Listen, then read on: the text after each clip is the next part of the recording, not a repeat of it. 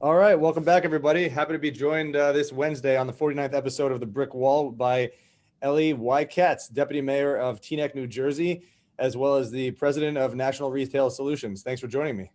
Thank you very much for having me. Where are you right now? I ask everyone. Well, I'm actually in my dining room right now, but for the last 4 months, I was in my basement. So I kind of came up. I was able to do that because my family moved to the mountains for the summer. So I'm home, and I guess now I can have a little bit more air and see some daylight. You know, there was a week or two that went by that honestly I didn't see any daylight. I would wake up early and then come back upstairs towards the end of the day. It was like 1 o'clock at night. So you've been as Deputy Mayor of Teaneck, you've really been on the front lines of this battle that we're all facing. Yeah, so I hate to use the word front lines because obviously, as we know, the frontline workers, and I've been, people have used that term with me because I was very active and I am still very active. But obviously the frontline workers are the ones that, in my opinion, really risked everything and did everything to help the community. I was what you call maybe the front of the back line. I was the front backline worker. That's really well said. I mean, that's and that's giving credit where it's due, certainly to the frontline workers. So I misspoke, but I mean that's well said. And again, as a community leader and as an elected official, you're still tasked with making sure that services are in place and that things are going on. Before we dive in, because I got lots of questions about that. I have answers. I brought them all. All right, well, I appreciate that, and everyone appreciates that. Tell us a little bit about your, political career. How did you get involved in, township council in New York and in Teaneck, New Jersey, and then, become deputy mayor? So my political career started as a non-political career. I got active in the town when I was 15 years old. Tragically, it was after the shooting of an African-American young man by a police officer in Teaneck back in 1990. Afterwards, they created a few things spawn out of that. But one of the items that spawned is they created a youth advisory board to try to get the youth active and involved in the community. They also created a Teaneck Police Community Relations or police officers getting more involved in the community. And we had actually the number one community relations or community policing bureaus in the country. Other police departments would reach out to us and say, hey, what are you guys doing? How are we doing it? But anyways, back to me. I became active with the Youth Advisory Board, and then I joined the Ambulance Corps. And then from there, I was asked to join the Community Relations Advisory Board. And then one day I came in for an interview for the Teaneck Municipal Alliance Against Substance Abuse Board. And the mayor came out of the meeting and he said, hey, Elie, what are you doing with yourself these days? And I said, oh, I'm working here. I'm working at this bakery. I'm doing this. I'm doing that. He goes, well, why don't you run for council? I said, Paul, no, thank you. I don't like politics. And honestly, I don't like most politicians. He said, oh, it's just 4 hours a week. Blah, blah. He gave me the spiel. But I really went up the ladder like most other people. You start getting involved in your kid's school. The next thing you know, you're the PTO representative. The next thing you know, you're the PTA president. Next thing you know, you're on the board. And that was the ladder that I climbed in Teaneck. So here I am 24 years later, current deputy mayor, former mayor twice.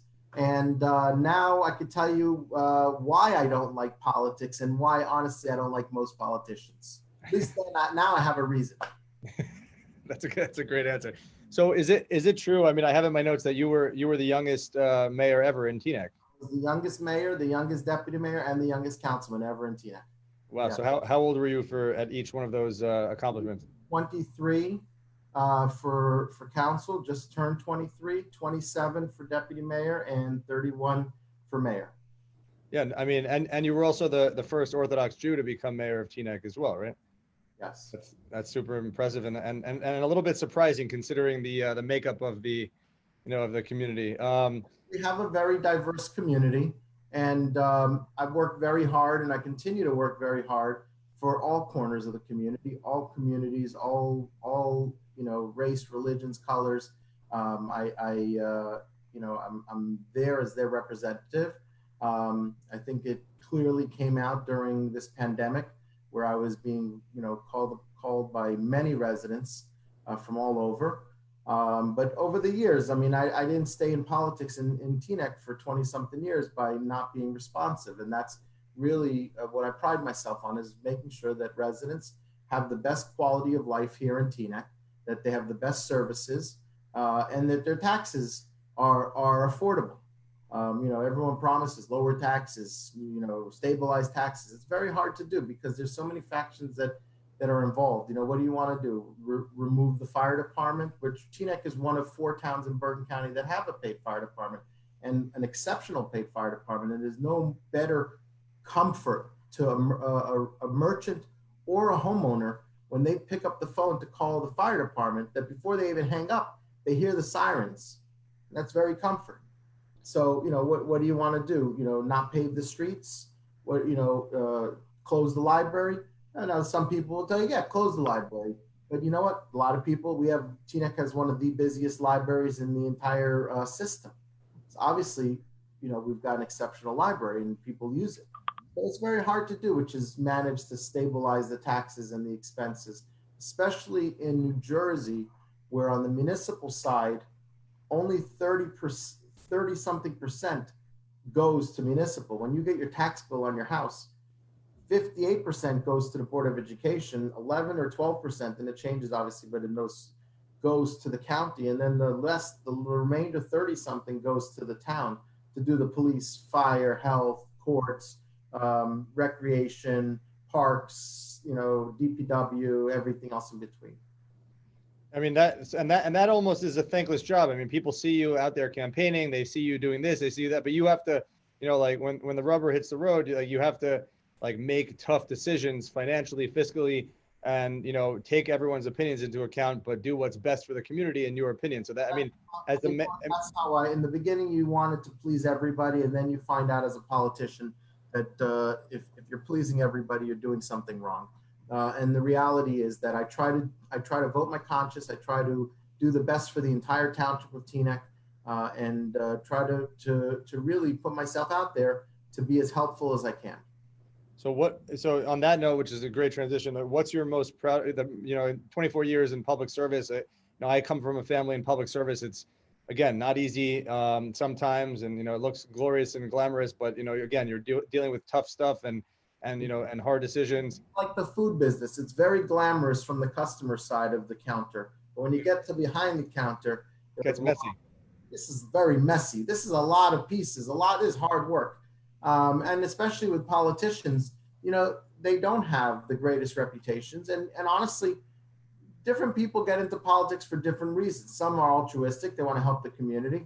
Some want to help themselves and make that their, either to help my business or help my, maybe I can land a county, state, or federal job with this. So different people get into different reasons. I personally have been asked over the years to run for higher office, and I've always turned it down. I never say no, but it's not what I'm interested in. I love my town. I love Teaneck. I think it's the greatest town in the United States. I know you don't live here, but you drive through here and you live in the town next door. But it's a really phenomenal town because it has really a lot of a little for everybody. You want parks? We got 24 parks. You want a handicap accessible playground because you need that? We have a handicap accessible playground. You want a splash pad? We got a splash pad. You want gardening? Listen to this. And I was so amazed at this. We have a garden club.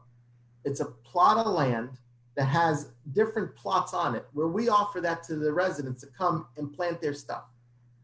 So they can take care of their own little plot of land. Now, most of us are living in homes, 12,000 homes in Teaneck.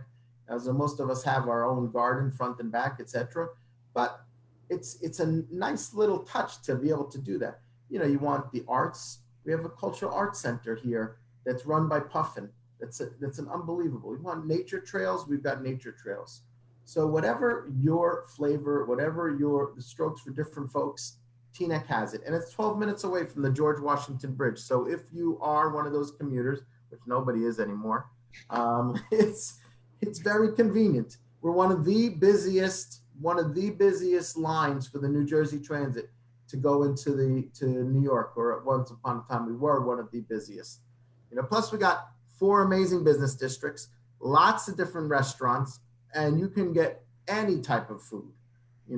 Kosher, halal, anything, any different types of food you think of. Indian, we have everything here in Teaneck.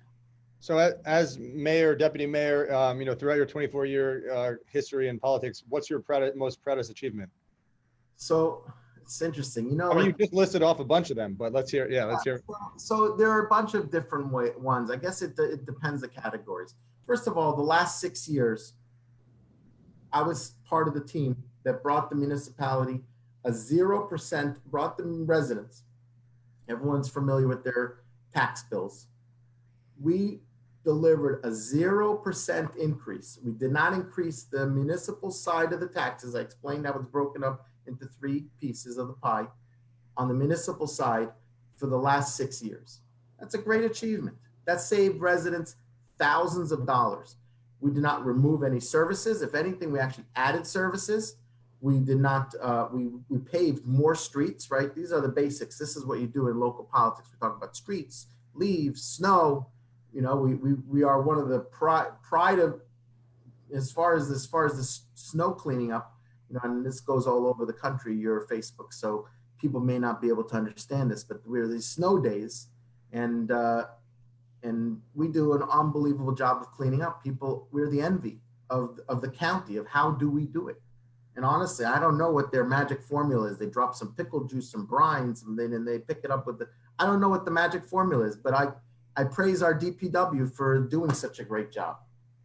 That's awesome, and that is a huge accomplishment. And yeah, again, unless you break it down like that, isn't it? Don't they talk about the bottom line? That is the bottom line. Yeah. And listen, there's other great and we, by the way, how did we do it? We did it because we started development in Teaneck. We took properties that were underdeveloped or completely in disarray, and we encouraged developers to come in and build up. And that brought in tremendous amount of revenue, and also it enhanced the area. And don't get me wrong, it was a heavy lift. There was residents that were against it and actively against it, and I don't blame them. If it's in their backyard, it gets personal, but ultimately it's the right thing for the whole town, and it was the right thing for that neighborhood. And now people are moving on. They're gaining the benefit of the beautiful property, and that's it. The town is thriving. So, and again, this my podcast interview series is called A Brick Wall, because I always say that a brick wall is the challenge that you're facing. You got to get through it somehow, get to that other side, whether it's a sale or whatever, or getting to a decision. What's been your biggest challenge as a politician, and how did you overcome that challenge?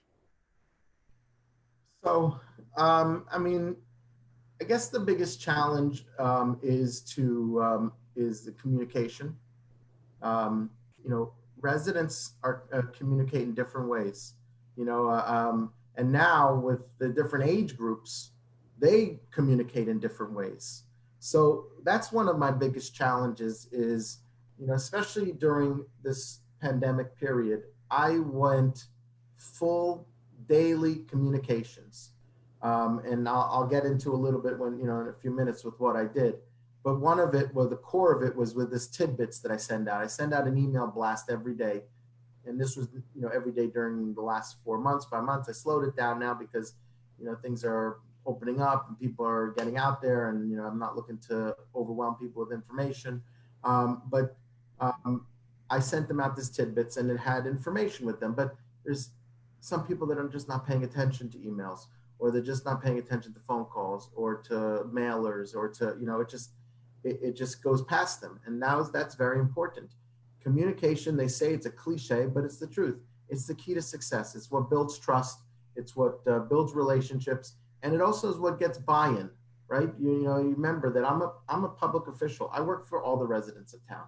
So I need their buy-in to understand why I'm doing something and what am I doing. And that's comes only with clear communication. And trust me, I have lots of people that are not happy with what I'm doing. They have different, that's why restaurants have menus, right? Because everybody has a different idea of what they want to eat today. Absolutely. So, and I also want to, save some time at the end. I want to talk about, National Retail Solutions, NRS, which, again, you wear multiple hats as to, I wear many. multiple hats. I like to try to keep my politics separate from my business, because I try to put up that brick wall or Yeah, Chinese firewall, because I don't like to mix the apples and the oranges. But certainly, I would love to talk to you about how wonderful NRS is doing and how it's been growing and thriving. absolutely. But before we dive into that, a couple more questions about Teaneck, because I was, in preparation for this, I was speaking to some friends, and they were saying that, Teaneck, was one of the first, townships in Bergen County or in Jersey, and in the country, really, after New Rochelle, to close up shop and to, to have a lockdown or a stay-at-home order. Do you think that that was the right move? You guys are seeing decent results now from taking early steps. So yes, we were the first to have our house of worship close voluntarily. We were the first to ask our residents to self-quarantine voluntarily. And we got a lot of pushback. We did it initially. I had residents call me up and say, Elie, you have to call my boss because he hears that I'm from Teaneck and that you guys are quarantined and you're not letting me come to work. And people were very upset at me. People really lashed out. Not hundreds, but many. And I got emails, I got phone calls. People were, and I think that over time, as people understood, my wife even was upset at me because apparently she called Amazon and they said they're not delivering in Teaneck. And I was very happy to hear that. But unfortunately, that changed very quickly. And now Amazon, and I get 6 or 7 Amazon trucks a day. I don't know why they don't stick everything in one truck, but I guess they have their own logistics, how they do it. But they certainly figured out, and my wife certainly figured out how to order quickly. But anyways, yeah, people were very upset. But now, as time went by, as people understood, as it became a little bit more, out there with the news and everything, other counties, towns, and the state followed, and states followed. And not only do I think it was the right move, I believe that everyone understands that it was the right move now. And we were credited in some of the national media for Teaneck taking this first step and saving lives by taking that first step. I mean, we were the first ones to really, now social distancing is part of our language, but we were the first ones to like almost require social distancing by just getting into your house, stay out of the street, and only go out if you really need to. It's voluntarily. And then the other thing that put Teaneck on the map is that we are fortunate to have one of the best hospitals in the country nestled here in Teaneck. Another positive thing of Teaneck, besides the university, we have Fairleigh Dickinson University, but we have Holy Name Hospital, Holy Name Medical Center. I want to give it its proper respect. It's a medical center, and they did a fantastic job. They were leaders in innovation for the corona. They were recognized nationally. They were in the different news media for all the great work that they did. And that also put Teaneck on the map. So I guess they heard Teaneck Corona, Teaneck Holy Name, and then Teaneck all of a sudden became the hotspot. But it wasn't the hotspot. We were as hot as everywhere else in the country. And The proactive hotspot. What? But the proactive spot. We were proactive. So, we became a little synonymous with the corona in the beginning. But now, as you see, and the states that, I was sitting watching TV, and I stopped watching TV, by the way, after a week and a half, because honestly, I could not sleep. I was getting sick. I was trying to sleep because I wanted to try to keep my immune system strong. I would take melatonin at night to knock me out to see if that would work. But it was really weighing on me. I was really bothered by what was going on the news. In the beginning, you're watching all these states and you're saying, oh, why are we a red zone? And why is California a red zone? And what's going on in the rest of the country? Maybe I should get in my car and drive to that part of the country because we're trying to escape it. But now you see, no one was immune. Those parts of the states are lighting up. Those parts of the country is lighting up right now.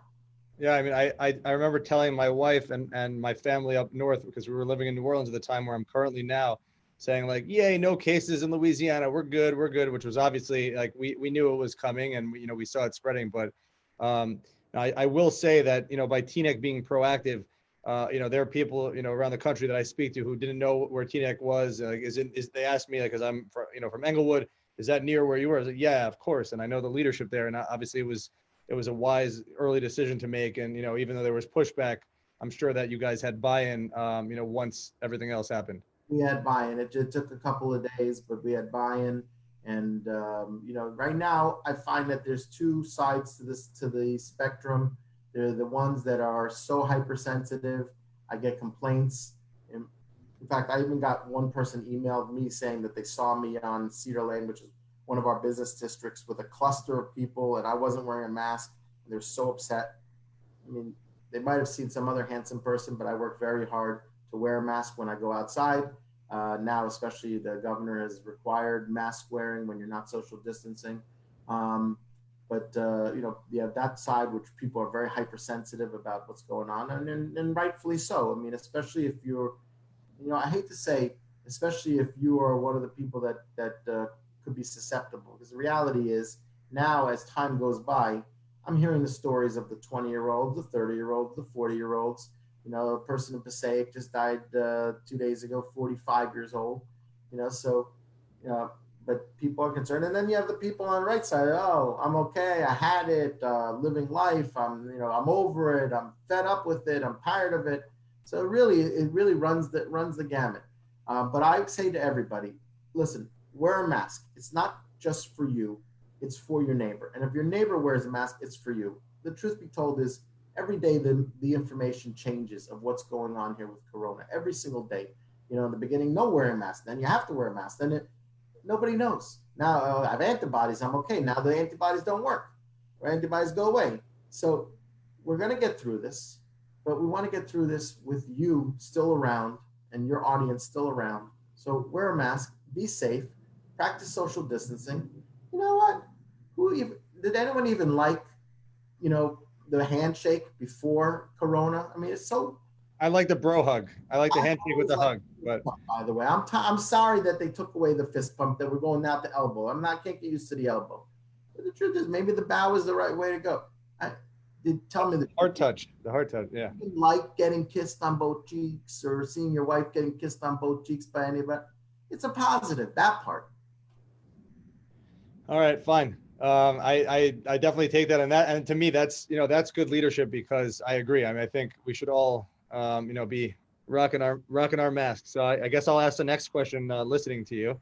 Tell us about NRS, National Retail Solutions. Oh, there you go. That's an even better one. So I will change hats now, and I will talk about my day job. Absolutely. In my day job, I'm president of National Retail Solutions, and I'm wearing a National Retail Solutions mask, by the way, very popular. This is Paco the Puma. And we have deployed point of sale registers to independent convenience stores, liquor stores, tobacco stores throughout the country.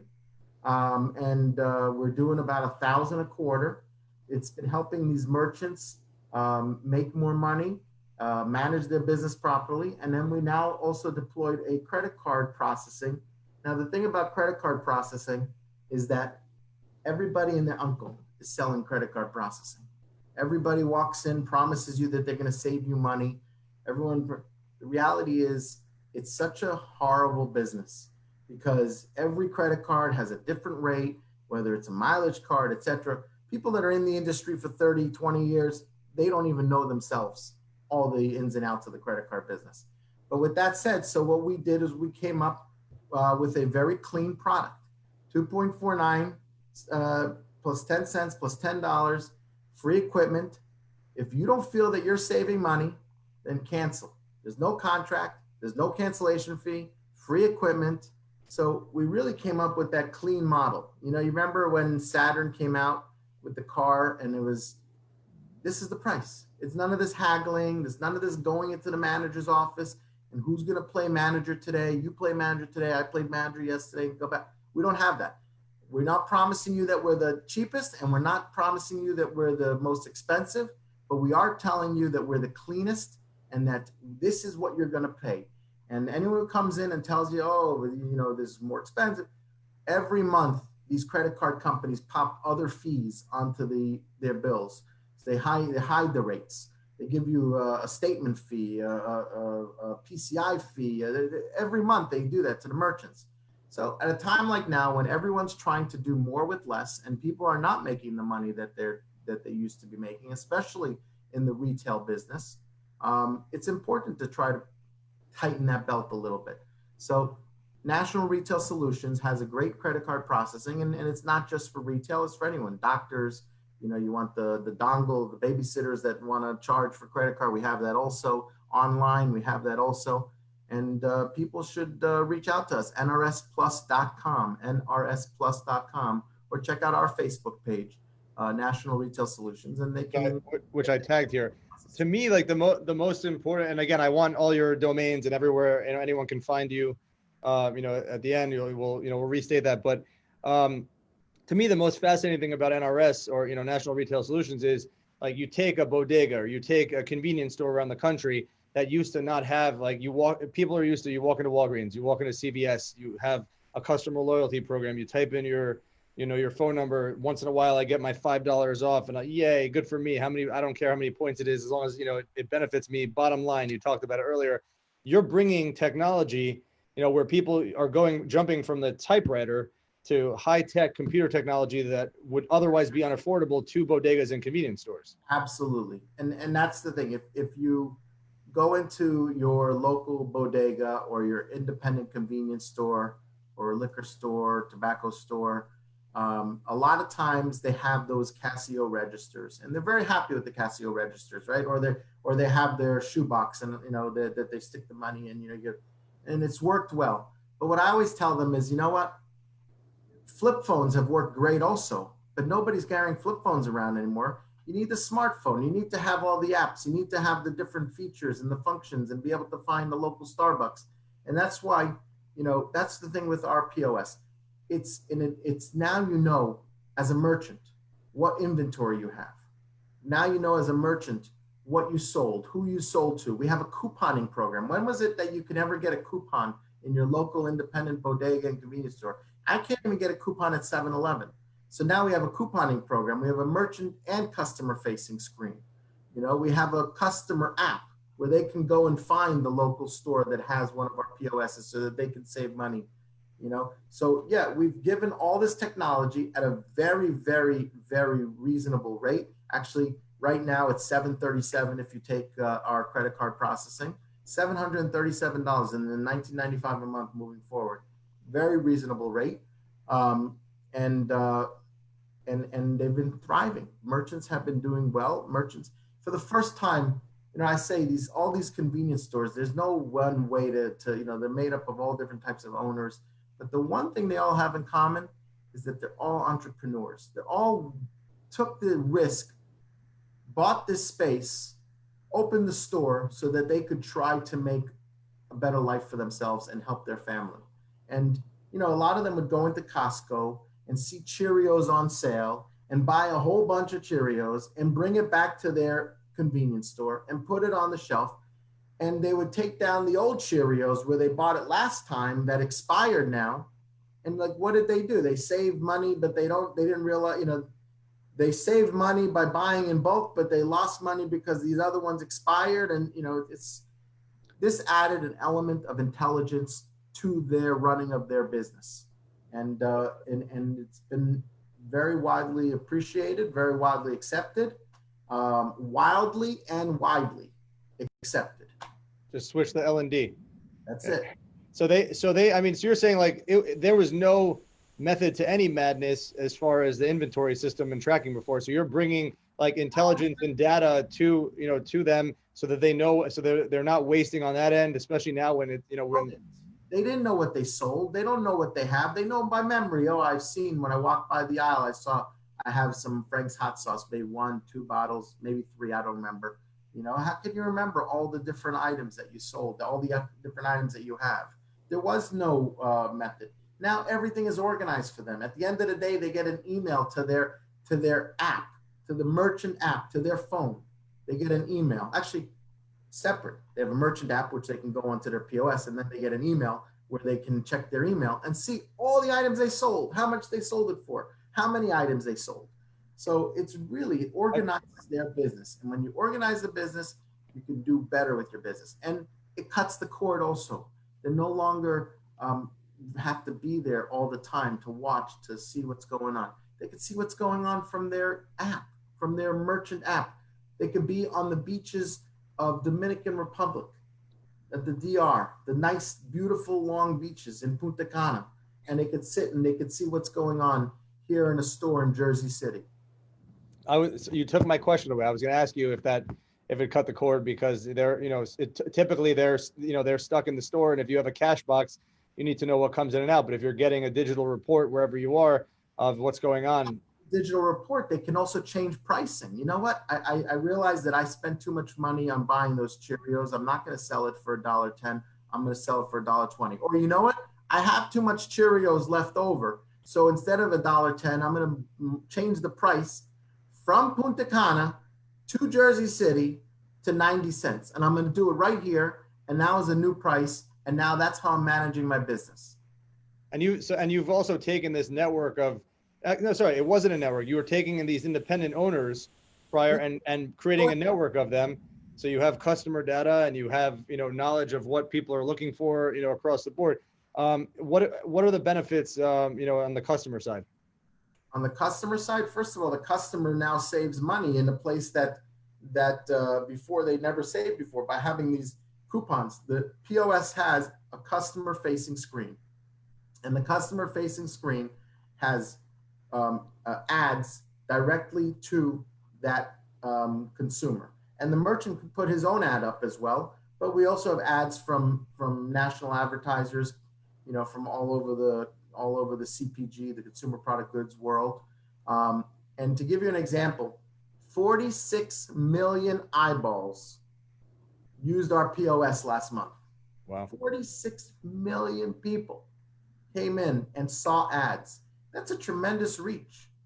That's like some small countries that we have the ability to talk to. And by the way, different than other ad screens in the store, this is at the point of purchase. Half of the screen is split up to tell you how much money you need to present to the cashier. So people, listen, you go outside, people are crossing the street, not even looking up. They're in their little iPhones, they're not. But when you walk into a store and you got to deal with your money, you have to look up. And that's what we created. That you have to look up ad network. That's reaching people. Yeah, no, and I've seen the screens in person. I mean, you showed me, around one of the convenience stores in Teaneck, and it's definitely engaging. There's ads, there's coupons, and it does bring something which is a tremendous value add to both the customers and the business owners. So, thank you for for sharing that. And again, so tell us where can you be found in in Teaneck? Where can you be found with NRS? I know you said nrsplus.com and National Retail Solutions on Facebook, but where else can you be found in your other capacities? Okay, so like I said, I like to keep my business and my politics separate. Brick wall. That's just the way I live my life. I want to make sure that I don't muddy those waters whatsoever.